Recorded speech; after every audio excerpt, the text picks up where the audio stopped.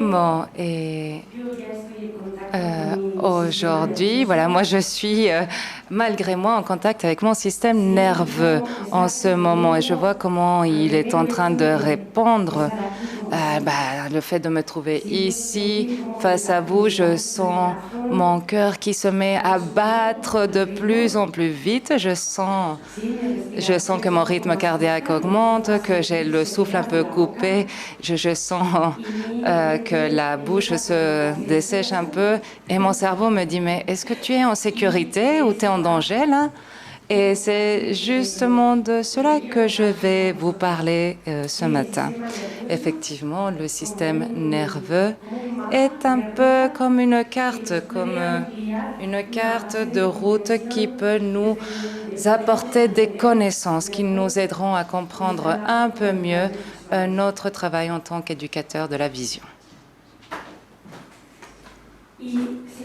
Et sans vouloir naviguer sur cela, car il y a des experts ici sur les neuroscientifiques, mais je voudrais tout de même citer une étude pionnière qui a été publiée en 2014, lidérée par une équipe française, une équipe de recherche française, qui dit que l'information visuelle, nous la détectons lorsque notre cœur et notre cerveau travaillent de manière synchronisée. Et pour cela, moi je me suis posé la question, est-ce que l'état vagal, donc l'état où je me trouve avant que l'information visuelle arrive, précède le fait que je vois ou je ne vois pas à un moment donné? Alors je reformule. Est-ce que mon état émotionnel affecte ma capacité à recevoir et interpréter des informations grâce à mon œil? Alors, je pense qu'il est intéressant de se poser cette question. Alors, quel est mon état de base maintenant? Y a-t-il quelque chose qui contrôle cela? Qui a les rênes de mon état actuel? Est-ce que c'est une réaction spontanée au hasard ou est-ce qu'il y a un ordre que nous pouvons prédire et qui pourrait nous permettre de développer des stratégies afin de faire un peu mieux notre travail? Ainsi, dans une vision traditionnelle du système nerveux, donc celui que nous avons appris à l'école, je pense que vous avez tous appris que le système autonome, comme son nom le dit si bien, est autonome, que ce système nerveux est autonome, que si nous étions conscients de cela, on pourrait se détendre puisque nous avons une machine interne qui, de manière autonome, fait que tous les rythmes biologiques soient à la recherche de cette homéostase naturelle. Et nous avons appris qu'il y a deux branches, la branche sympathique et la branche parasympathique. La branche parasympathique, comme vous imaginez, c'est un peu le frein. C'est le frein du vélo. C'est le frein sur mon vélo qui me permet de ralentir. Et si nous relâchons un peu le frein, nous pouvons prédire que le système sympathique va être stimulé et avec ça, le métabolisme va commencer à augmenter sa cadence, va augmenter le rythme cardiaque, le rythme respiratoire, la tension artérielle, les pupilles vont se dilater. C'est-à-dire qu'il s'agit d'une branche qui induit une accélération de notre métabolisme. Ça va nous apporter l'énergie qui va nous permettre de nous déplacer. Et de l'autre côté, nous avons le système parasympathique. C'est cette branche, comme je vous disais, qui ralentit le métabolisme. Et c'est un peu cette vision qu'on a, cette relation réciproque entre ces deux branches. Et c'est ainsi que la plupart des gens comprennent le fonctionnement du système nerveux autonome. Et donc nous, en tant que des petits animaux humains, nous voulons vivre principalement sur cette ligne de base. Mais ce n'est pas parce qu'on dit que c'est une ligne que c'est linéaire, car à l'intérieur de cette ligne, il y a des oscillations, des hauts et de bas, comme si c'était des vagues ou des ondes, et qui, très doucement, ont quand même des pics, des sommets et des descentes au sein d'un rang ou d'une fourchette tolérable. Donc moi, je vois que le fait de monter ici sur la scène, oulala, ça a monté, je l'ai senti dans mon corps. Mais maintenant que je suis connectée à vous, mon public, que j'ai commencé ma présentation, ça y est, j'ai senti que j'ai réussi à ralentir et détendre mon corps. Mais maintenant, si cette expérience aurait été en dehors de mon rang ou mon seuil de tolérance, bon, bah, probablement j'aurais eu une crise de nerfs ou une crise de panique, je me serais écroulée et peut-être que les pompiers auraient dû venir à ma rescousse. Mais non, avec cela, voilà, ce que je veux vous transmettre, c'est cette idée des vagues, hein, des ups and downs, de monter et descendre à l'intérieur d'un seuil de tolérance. Et puis, nous avons une ligne de base ou une référence où nous aimerions nous situer la plupart du temps. Et maintenant, donc en 1994, Stephen Porges, il s'agit d'un scientifique comportementaliste, a fait une découverte qui a été déterminante, pas seulement pour la science, mais pour toutes les applications qu'il a eues pour le trauma. Bon, c'était véritablement une révolution. Il était dans son labo de recherche en train d'étudier le tonus vagal en tant que réponse ou indicateur de santé. Il le faisait avec des enfants nés prématurément, donc c'est prématuré. Et donc, on mesure leur tonus vagal. Et cela était un indicateur qui permettait de dire si l'enfant allait survivre ou non. Mais donc, il a reçu une lettre d'un collègue qui questionnait un peu cette méthode. Il disait comment est-il possible qu'en même temps, on ait le syndrome vagal, c'est-à-dire que une syncope vagale, pardon. Donc, cette syncope vagale qui peuvent mourir pour ces nouveau-nés. Donc, c'était en même temps un indicateur de fait que l'enfant allait survivre ou mourir. Et donc, moi, ça a titillé un peu Porges et il a commencé à faire des recherches et il s'est rendu compte que le nerf vague, ce nerf, il n'est pas tout seul. Il ne s'agit pas d'un nerf unique. Il y a deux branches. C'est une théorie, ce n'est pas une loi. Et donc, comme toute théorie ou hypothèse, cela nous porte une carte qui nous permet d'expliquer des phénomènes que jusqu'à présent, on n'arrivait pas à expliquer, des traits du comportement humain qu'on n'arrivait pas à expliquer. Donc, ça s'appelle la théorie polyvagale, donc en faisant référence au nerf vague. Si on prend la racine étymologique, le nerf vague, c'est celui qui erre, qui déambule. Et pour lui, ce n'est pas un nerf.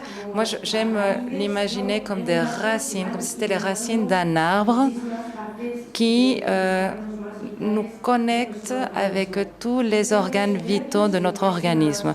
Donc, ce n'est pas vraiment un nerf. C'est comme si c'était une super autoroute.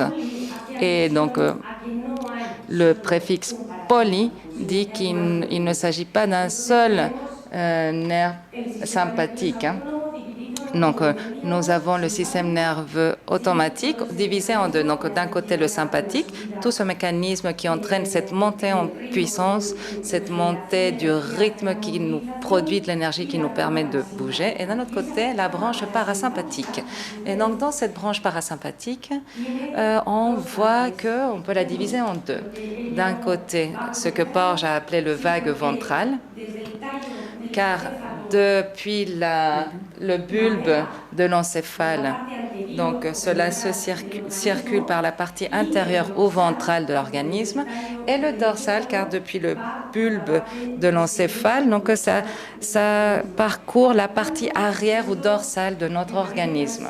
Et donc, quelque chose qui a l'air si simple, mais vient modifier complètement notre compréhension du système nerveux autonome, car ainsi, nous n'avons pas de circuits nerveux, mais 3 circuits neuronaux.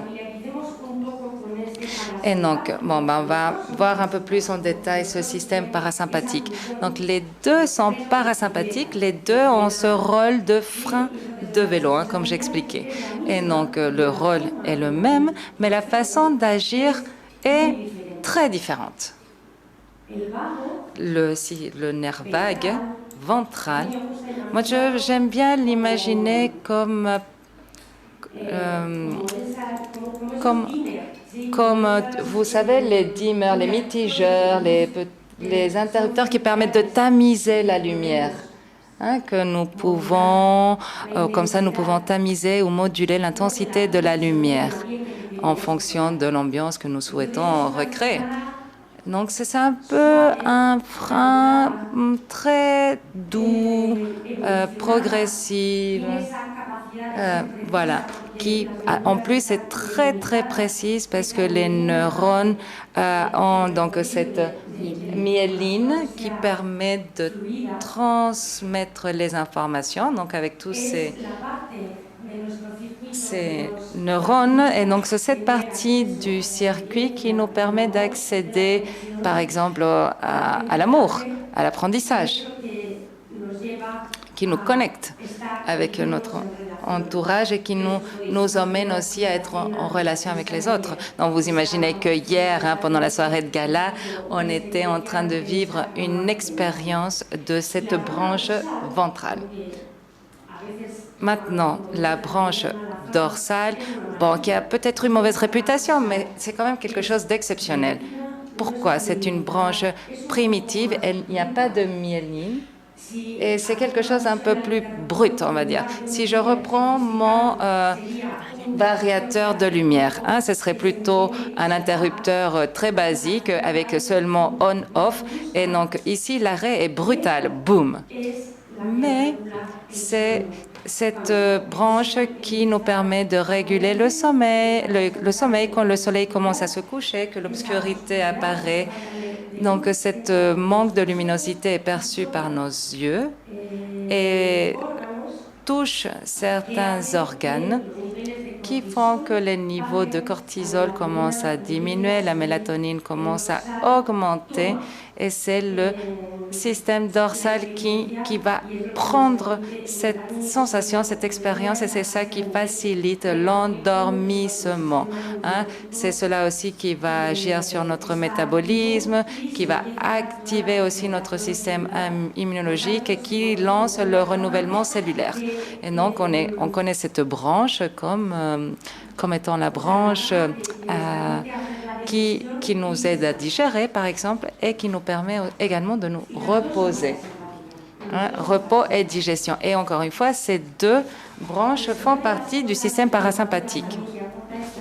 Autre grande nouveauté de cette théorie porte sur la relation entre le sympathique et le parasympathique, c'est-à-dire qu'il n'y a pas une parfaite réciprocité. Plutôt, il y a une hiérarchie. Il y a un ordre hiérarchique qui répond à des lois de la phylogénétique. C'est-à-dire que quand ces circuits neuronaux ont été développés, ils se sont adaptés à différents contextes. Donc, retournons il y a 500 millions d'années où nous n'existions pas encore, mais les êtres vivants de l'époque étaient dans un environnement aquatique. Et imaginez-vous la petite bestiole la plus fine que vous pouvez. Un petit ver de terre, par exemple, avec une bouche, un anus, un tube digestif et un tube neuronal. C'était le système dorsal. Et comme je vous ai dit, il s'agit de repos et digestion, rest and digest. Et ça, quand tout va bien, en époque de paix. Mais si la guerre s'annonce, ce circuit, boum, allume le système. Donc, et le petit ver de terre a fait semblant d'être mort, et cela le fait flotter. Et apparemment, les prédateurs n'aiment pas la viande morte, donc simplement, ils passaient leur chemin, et ainsi, le petit ver de terre était sain et sauf. Ensuite, le système de défense ici, c'est le fait d'être immobile, c'est-à-dire que je me congèle. Et donc, le fait de ne plus bouger, peut-être que le prédateur ne va pas me voir. Donc, des millions d'années plus tard, on voit toute une série d'adaptations, évolutions. Nous voyons apparaître les premiers animaux donc terrestres. Le changement d'environnement est brutal et donc pour l'organisme, il est indispensable d'avoir plus d'énergie afin de garantir les mouvements. Et donc c'est pour cela qu'on a créé, ou que s'est créé ce deuxième système nerveux, le système nerveux sympathique. Là, je vous ai montré un lézard, car nous avons tous expérimenté cela. On a tous regardé un lézard enfant et que, au moment où tu veux la toucher, bam, elle disparaît et elle s'en va. À peine tu fais semblant de t'approcher, pouf, le lézard a pris la poudre d'escampette et bam, il est parti. Et de manière ultra rapide. Et donc, nous voyons que ces animaux ont également hérité ce système dorsal. Donc, nous voyons le deuxième étage. Donc, on a le premier système, le dorsal, puis maintenant, on a le système sympathique. Donc, on a ces deux maillons, on va dire, dans notre chaîne. Et donc, l'évolution se poursuit. Et je reprends. Dans ce deuxième système, la défense est faite par la mobilité. Dans le dorsal, notre système défensif était l'immobilisation. Dans le système sympathique, toute cette charge ou décharge énergétique nous permet de nous déplacer, de nous mettre en mouvement. Et c'est ce qui vient expliquer deux mécanismes de défense. D'un côté, la fuite et d'un autre côté, la lutte. Donc, avec toute cette charge énergétique, on va pouvoir, lutter, nous déplacer très vite et ensuite revenir à l'immobilité. Ou alors, nous pouvons nous déplacer très rapidement, c'est-à-dire partir en courant, en profitant de toute cette énergie et ensuite nous remettre au repos. Donc l'évolution se poursuit et chez les mammifères, nous voyons comment se développe un autre circuit. Il s'agit donc du circuit ventral. Ce circuit ventral est un système complexe qui nous permet d'avoir cette expérience de la connexion. Donc cette connexion qu'on voit dans les tribus, le fait d'être ensemble, c'est quelque chose qui, d'après cette théorie, nous définit en tant que mammifères, contrairement à d'autres définitions que nous avons eues jusqu'à présent de ce qu'était un mammifère. Donc c'est le fait d'être en société, de vivre ensemble. Et pendant les périodes de paix, tout ce système s'élargit et c'est ce qui nous permet de créer des connexions, des liens, de comprendre, de coopérer. Donc comme par exemple dans ce congrès, mais en période de guerre, ce système nous permet de vivre pendant les conflits, enfin essayer de trouver des solutions aux conflits. Donc ça, ce serait le fonctionnement idéal. Donc là, vous voyez l'évolution depuis le point de vue phylogénétique. Et les réponses des mécanismes défensifs sont un peu l'opposé, ils viennent dans l'autre sens, c'est-à-dire que nous vivons et principalement dans la partie la plus évoluée de notre capacité, donc avec ce circuit ventral qui nous permet de cohabiter, de vivre ensemble. Et c'est là où nous nous trouvons. Et c'est là que quand on a... C'est comme si c'était deux grands bras qui peuvent en même temps accueillir des expériences venues du système dorsal et sympathique. Mais tout cela, on peut l'embrasser au sein d'une certaine sécurité. Et donc, on peut être avec un ami ou une copine en train de papoter. Et puis, tout d'un coup, je pense que cela vous est arrivé à tous, mais... Et donc, soudainement, tu vois un petit geste, un mot, ou le ton de la voix qui change, quelque chose qui déclenche quelque chose, un détonateur. Il y a un petit signal de danger. Et tu es capable de percevoir, de remarquer cet instant. Et là, ton système ventral va donc continuer de communiquer, va essayer de comprendre l'autre personne, va demander des explications. Et si ce processus est efficace, nous allons pouvoir réparer cette petite possibilité de déconnexion qui s'est présentée. Donc, on peut rassurer la personne, lui dire qu'on est encore là. Mais malheureusement, parfois, ce système, comme je vous disais, a des seuils construit de tolérance et à ses points forts et ses points faibles en fonction de notre histoire personnelle et parfois il nous laisse tomber, il ne marche pas bien. Et quand cela se produit, ce détonateur va faire que nous regardons la même personne, mais d'être mon ami, bon, tout d'un coup, je me demande, mais c'est vraiment mon ami, c'est peut-être un ennemi, il y a quelque chose qui me rend mal à l'aise. Et nous commençons à sentir toute cette activation déclenchée par le système sympathique. Donc nous passons d'être des petits animaux... j'ai perdu le mot. Des mammifères. Nous passons d'être mammifères aux lézards. Et quand nous devenons des lézards, nous avons tellement d'énergie qu'il faut vite prendre une décision. Qu'est-ce que je fais? Je me bats ou je prends la fuite? Et donc, imaginez si au lieu d'être mon ami, c'est mon chef. Il a un pouvoir hiérarchique sur moi. C'est mon N+1. Je ne peux pas me battre. Ce n'est pas la meilleure idée. Donc, je vais avoir envie de fuir. Mais peut-être que je ne peux pas fuir non plus parce que je joue un peu mon salaire et mon poste. Donc il y a des réponses défensives que nous ne pouvons pas mettre en route et encore moins dans une société qui ne nous offre pas cet espace de sécurité pour pouvoir un peu gérer tout ce qui nous arrive à l'intérieur de nous-mêmes. Et par conséquent, le système nerveux nous amène à la troisième option. Nous allons passer encore à une autre étape de l'évolution et là, nous nous connectons au système nerveux dorsal. Et c'est là où je vais sentir que je n'ai rien à faire, que ce n'est même pas la peine de parler. Je vais me sentir isolée, séparée, effondrée, sans énergie, comme si ça ne valait plus le coup de se battre. C'est comme un effondrement. Et ce n'est pas quelque chose d'identitaire. Même si on s'identifie à ça, c'est quelque chose de physiologique. C'est un processus physiologique.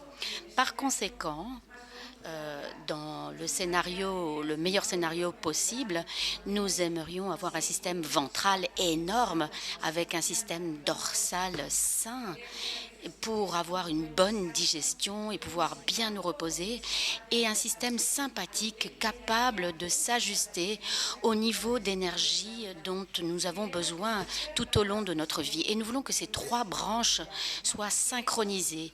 Et nous voulons aussi pouvoir monter, descendre et passer par les différents états de façon fluide et flexible, souple, sans rester ancré. Nous voulons avoir cette souplesse métabolique et neurologique précisément pour pouvoir nous adapter avec précision à chaque moment et quand c'est nécessaire pour pouvoir survivre. Pour survivre, ça c'est la première des choses bien sûr. Pour survivre. Par conséquent, le système nerveux autonome est un système que l'on peut observer de l'extérieur. Nous pouvons voir des signaux, des marques. Nous pouvons voir par exemple le visage qui rougit. On peut observer la respiration saccadée ou pas d'une personne, si elle a la bouche sèche, si ses mains transpirent. Donc c'est un système, si nous apprenons à le reconnaître, nous pouvons le décoder, le déchiffrer dans notre propre corps. Et ça le rend, si vous voulez, reconnaissable, c'est-à-dire que nous pouvons fonctionner comme des chercheurs, nous connecter à ces symptômes, et cela nous permet de voyager à l'intérieur de nous-mêmes aussi. Donc, je voulais dire que nous avons 3 circuits neuronaux et qu'il y a un ordre hiérarchique. Ce n'est pas quelque chose qui se fait par hasard. Parfois, il y a un traumatisme et peut-être qu'il se désorganise. Mais, je répète, il y a un ordre hiérarchique. Et il y a autre chose qui est très important aussi, cette expérience ventrale de communication est importante. Et l'homéostasie viscérale n'est pas compatible avec les états qui favorise les réponses de défense. C'est-à-dire l'homéostasie physiologique a lieu lorsque l'on est en sécurité. Lorsque nous nous trouvons dans un état de défense, ce n'est pas possible, ça ne se produit pas. qu'est-ce que cela a à voir avec la vision, tout ce que je viens de vous expliquer jusqu'à maintenant? Eh bien, ici, je voudrais expliquer un peu plus comment fonctionne le système ventral. Le système ventral est une branche parasympathique qui naît dans le tronc de l'encéphale. Et là, dans cette zone, nous avons 12 nerfs crâniaux. Et selon la théorie polyvagale, on parle essentiellement de 5 nerfs qui se sont unis pour créer l'expérience de la connexion. Et vous le voyez ici avec les flèches bleues à l'écran. Un de ces nerfs crâniaux est le nerf vague. C'est un énorme nerf. Il est vraiment très grand.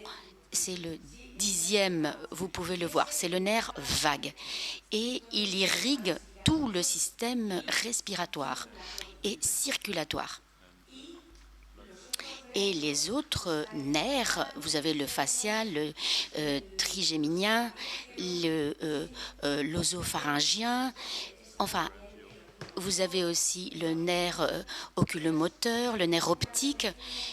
En fait, la théorie se concentre surtout sur 5 nerfs, mais j'aime bien parler des 12 nerfs, car il y a des interconnexions à ce niveau-là.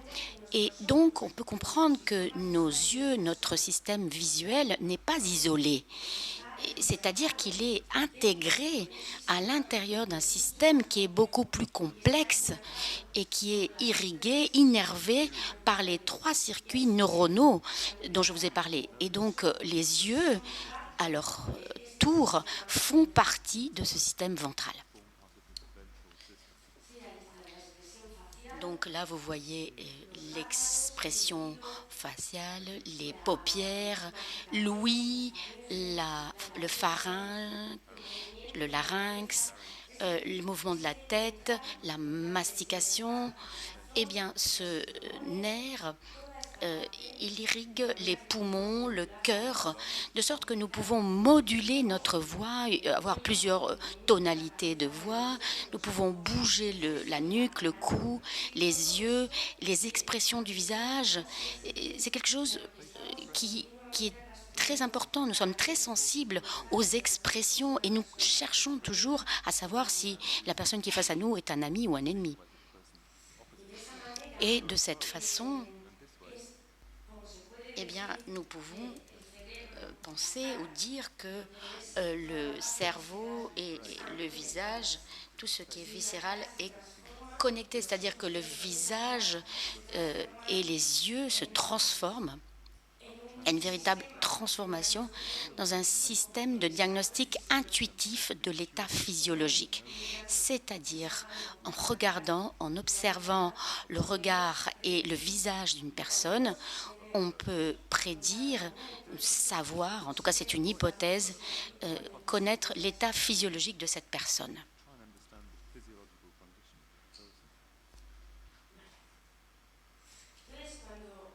Donc, lorsque j'ai commencé dans l'éducation visuelle, j'ai commencé à étudier le système nerveux. J'étais très très curieuse, c'est ça qui m'a poussée. Et en fait, j'ai pu analyser ce qui se passerait si j'appliquais la théorie polyvagale au système visuel. C'est-à-dire, qu'est-ce que je pouvais attendre de cette théorie dans l'expérience réelle. Et grâce au travail et à l'observation de mes patients, j'aurais pu recueillir toutes les informations, toutes les connaissances pour voir s'il y avait une certaine cohérence entre ce que je peux prédire et ce qui se produit réellement. C'est-à-dire cette carte, est-ce qu'elle m'aide vraiment à faire mon travail? Donc, de façon très simple, j'ai déjà dit qu'il y avait 3 circuits, mais en réalité, il y a 5 états. Donc, si nous avons un système nerveux sympathique, donc la mobilisation de l'énergie se produit dans un contexte de danger. lorsqu'il y a un danger qui se présente. C'est-à-dire, il n'y a pas de connexion avec la partie ventrale du parasympathique. Donc, dans cet état-là, l'expérience est une expérience de peur ou parfois même de panique, comme j'ai dit tout à l'heure, une crise de panique ou de rage, de colère. Et donc, les mécanismes de défense du sympathique vont s'activer, c'est-à-dire la lutte, la fuite, et si c'est quelque chose de très intense, la congélation carrément. Donc, à partir de là, on peut comprendre, et par rapport à ce que disait notre collègue avant, la conférencière d'avant, eh bien, un schéma de fuite pouvait être le mécanisme sous-jacent.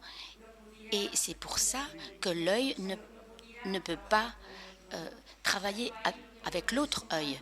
Ce que je vois là, c'est un schéma de défense et de fuite qui va s'exprimer comme un symptôme dans le système visuel.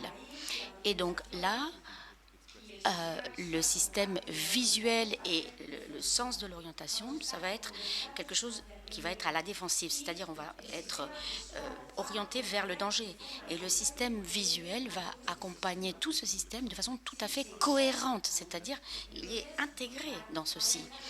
Et par conséquent, nous avons les pupilles dilatées et il y a une fixation. Et dans cet état-là, on ne peut pas voir la périphérie. Il y a une vision tunnel. Et donc, on ne peut plus cligner des yeux, par exemple. Et le mouvement tête-nuque va être bloqué. On est comme congelé, paralysé. Imaginez un impala, par exemple, qui essaie de fuir face à un lion. Eh bien, il ne va pas cligner des yeux non plus. C'est un système nerveux qui se trouve en danger. Mais ce système nerveux sympathique qui nous donne toute l'énergie dans un contexte de sécurité, comme par exemple le dîner de gala d'hier, eh bien, c'est un état qui nous permet d'être heureux, de pouvoir jouer, d'avoir de l'énergie, de danser, de s'amuser. On est curieux, on est ouvert. Et l'orientation va être plutôt d'explorer. Je vais essayer de retrouver les personnes que je connais. Nous allons essayer d'explorer cette expérience. Et le système visuel, comme il est intégré dans un système plus grand, plus large, eh bien, il va être aussi cohérent. C'est-à-dire que dans ce cas-là, lorsqu'on est dans ce contexte-là, eh bien, nous établissons des contacts visuels, nous avons un regard détendu, relaxé, le système de centralisation est disponible et le système périphérique aussi. Le discernement entre les deux, entre la vision centrale et périphérique aussi, va être bonne. Et il y a une liberté des mouvements dans ce cas-là. Si nous prenons maintenant la branche parasympathique, c'est-à-dire le repos et la digestion, eh bien cette branche parasympathique dorsale, dans un état de danger où il n'y a pas de disponibilité de l'état du système ventral, il va nous amener à cette défense et à cet immobilisme. Donc l'expérience, ça va être un effondrement, une saturation, un manque d'intérêt, un abandon. Le système d'orientation va être supprimé. Il n'est plus disponible. Et les yeux vont accompagner cette expérience. Donc il y a une contraction de la pupille, le regard est perdu, vide, dissocié, absent. Et cela va être difficile de centraliser le regard. Mais cette même branche dorsale, si elle est connectée au système ventral avec une certaine sécurité, eh bien là, nous allons pouvoir avoir une bonne digestion, un bon repos, une bonne régénération cellulaire où nous pouvons nous sentir en sécurité. Et là, on peut vraiment se reposer, on peut souffler. Et là, les yeux vont enfin aussi pouvoir se reposer. Par conséquent, l'organisation du système visuel est cohérente par rapport à l'état du système nerveux qui guide l'expérience à chaque moment. Et on peut dire, par conséquent, que le regard peut prédire l'état physiologique ou les états physiologiques de la personne. Et là, on peut se poser une question tout à fait intéressante, parce que lorsqu'on se retrouve dans un contexte où on peut reconnaître que c'est un contexte sûr, protecteur, mais lorsque l'on travaille et qu'une personne est rigide, à un état nerveux qui ne lui permet pas de cligner des yeux, les yeux sont complètement ouverts. La question, c'est pourquoi cette personne se retrouve dans cet état. Cet état n'est pas adapté à l'ici et maintenant, parce que ici et maintenant, quels sont les signaux de danger? Et si nous savons que les organes sensoriaux nous ramènent à l'ici et le maintenant, que se passe-t-il dans ce système nerveux? Pourquoi est-il arrêté dans un système de danger? Pourquoi la personne se sent-elle en danger? Et ça, c'est très important. Et c'est un des concepts qui m'a le plus transformé. En ce qui concerne la théorie polyvagale, c'est le concept de neuroception. La neuroception est différente de la perception. Stephen Porges prédit que pour pouvoir évaluer le risque ou le danger, nous n'avons pas besoin d'avoir une conscience. C'est un système neural où les choses arrivent. C'est-à-dire, on peut être conscient, mais nous n'avons pas besoin de conscience pour pouvoir capter la sécurité ou le danger. On le capte même sans conscience.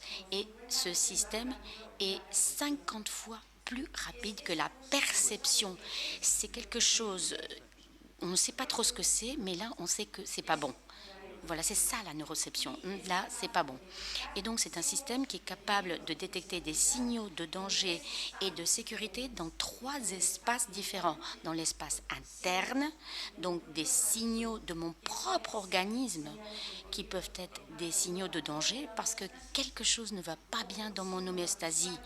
Ce n'est pas ça peut être un détonateur de danger où la personne est constamment sûre que quelque chose ne va pas, Donc elle détecte, elle identifie des signaux de sécurité dans le contexte extérieur, c'est-à-dire les portes de sécurité, par où je suis rentrée, par où je suis sortie, s'il y a la lumière, toutes les choses que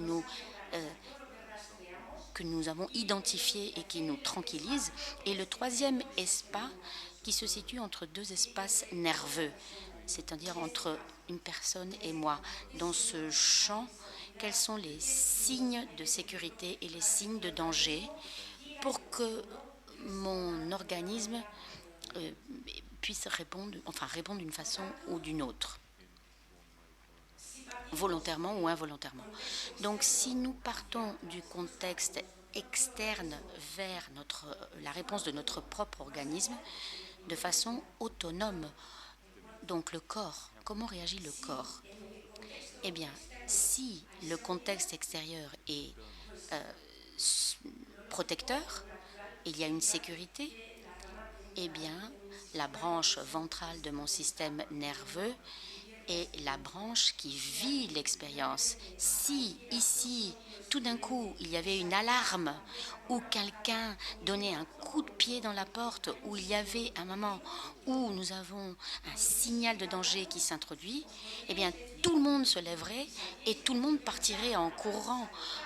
Peu importe que Nora soit ici en train de parler du système ventral, on s'en fiche, on fout le camp. C'est instinctif, c'est l'instinct. Et s'il y avait un danger de mort, eh bien, le système pourrait nous amener à l'effondrement, pas l'incapacité de répondre face à la menace. Non, non, c'est une défense extraordinaire.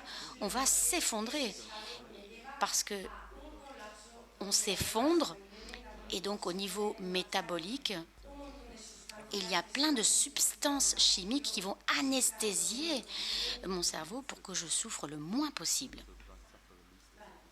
Très bien.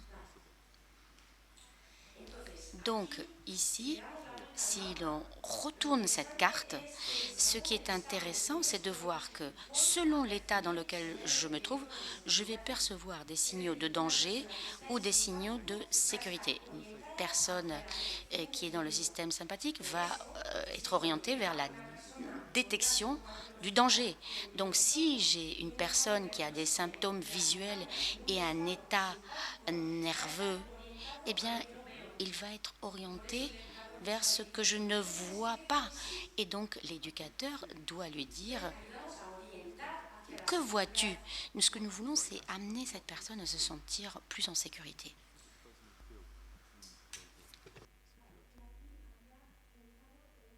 Et là, j'avais pensé à une carte où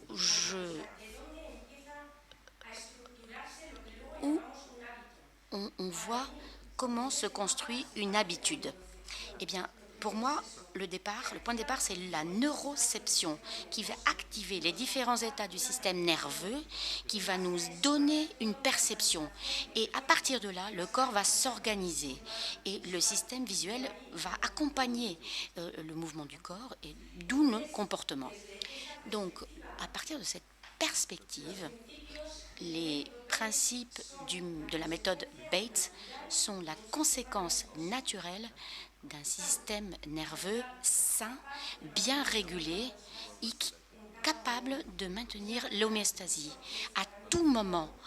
Et donc Bates disait, quelle est la différence entre certaines personnes et d'autres? Eh bien, le système nerveux capable de bouger de façon fluide entre les différents états. Mais les principes sont aussi des portes d'entrée vers ce système ventral dont je viens de vous parler. Donc les exercices que nous proposons vont aider à nous reconnecter avec le système ventral, à reconnecter le cerveau avec le système visuel et les viscères.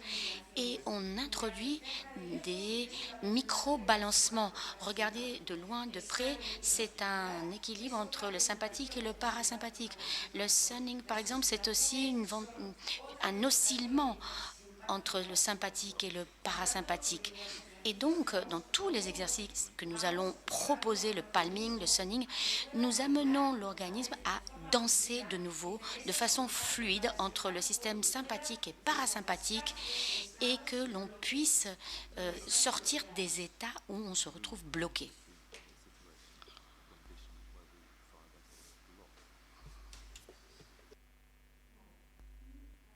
Et pour finir, eh bien, comment j'utilise moi les exercices de Bates? Eh bien, je les utilise pour réguler le système nerveux. Mais bien sûr, il faut que cela se fasse dans un contexte de sécurité et à un rythme où, plus que la coordination du corps, ce que nous voulons, c'est activer cette partie du cerveau, cette partie qui nous permet de réorganiser un système neuronal dans le mouvement. Et pour moi, Bates, grâce à cette cartographie, nous donne la possibilité de nous poser. Comme par exemple, lorsque l'on parle de centralisation par rapport à la périphérie, eh bien, Bates permet de poser le système nerveux. Et ce qui est beau dans ce regard, c'est que notre travail et que les exercices que nous faisons faire aux patients vont aider à reconnecter le système ventral. Et à partir de là, nous pouvons revenir à cette sensation de sécurité. Et le corps, de façon naturelle, va pouvoir se réorganiser et va pouvoir sortir d'un schéma de défense qui nous suivent depuis des millions d'années. Et voilà, pour finir, je voudrais vous remercier de votre écoute et je voudrais parler de l'école espagnole de la méthode Bates qui a introduit cette connaissance dans le curriculum, dans le programme d'études pour que les éducateurs aient un regard beaucoup plus large où nous allons donc avoir un système plus régulé. Merci beaucoup. Merci beaucoup.